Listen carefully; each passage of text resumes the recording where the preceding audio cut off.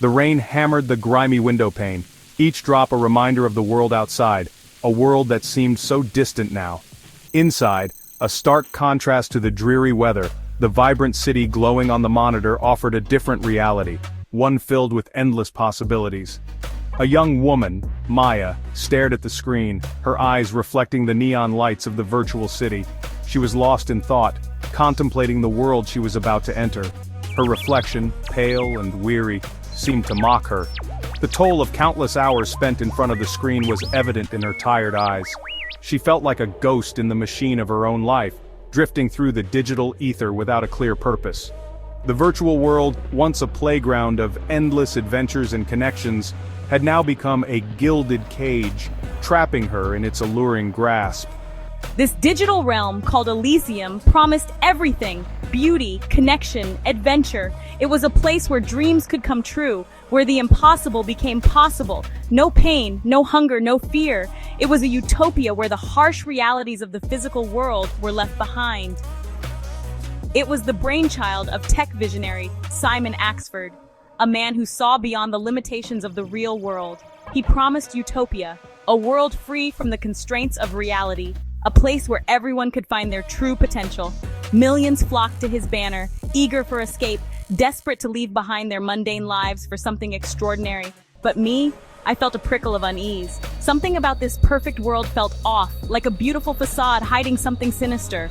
The real world, with all its flaws, had a texture, a weight that Elysium lacked. The imperfections of reality were what made it real, what made it human. The feel of sun on skin, the scent of rain on earth, the sting of tears. These were the hallmarks of being human. They were the experiences that shaped us, that made us who we are.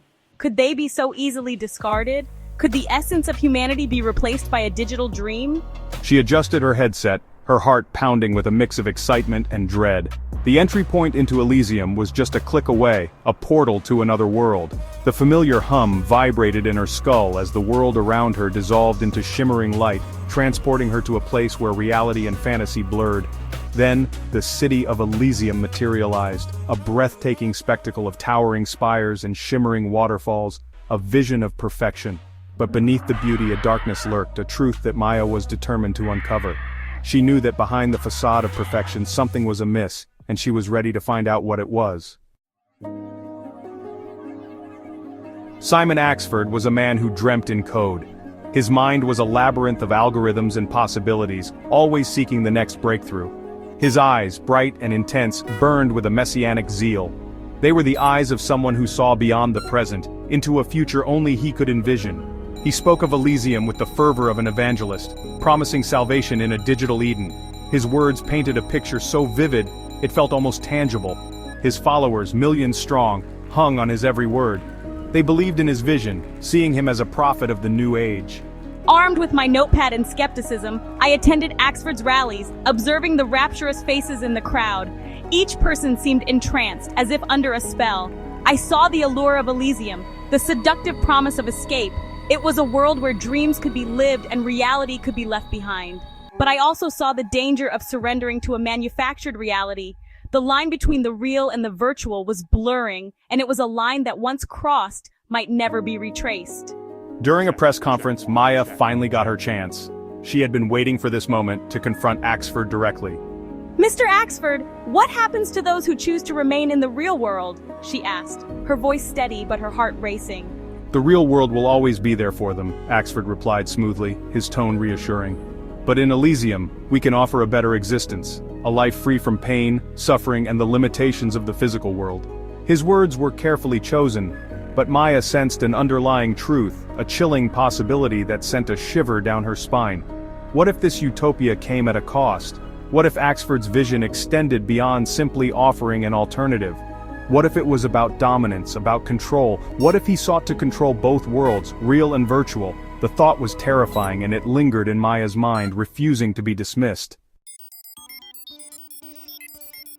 Maya dug deeper, her investigation leading her down a rabbit hole of encrypted files and anonymous sources.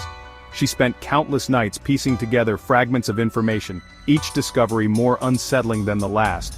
She discovered that Elysium was more than just a game, more than just an escape. It was a complex, immersive experience designed to captivate its users. It was a system designed to gather data, to learn, to adapt. The game was constantly evolving, analyzing every move, every decision made by its players. Every interaction, every thought, every emotion of its users was being meticulously recorded. The depth of data collection was staggering, far beyond what anyone could have imagined. One late night, I received a message from an unknown sender. The message was cryptic, hinting at secrets buried deep within the digital world of Elysium. It contained a single file, heavily encrypted. The encryption was unlike anything I had seen before, a testament to the lengths taken to protect this information. After hours of work, I finally cracked the code. The process was grueling, but the contents of the file made it all worthwhile.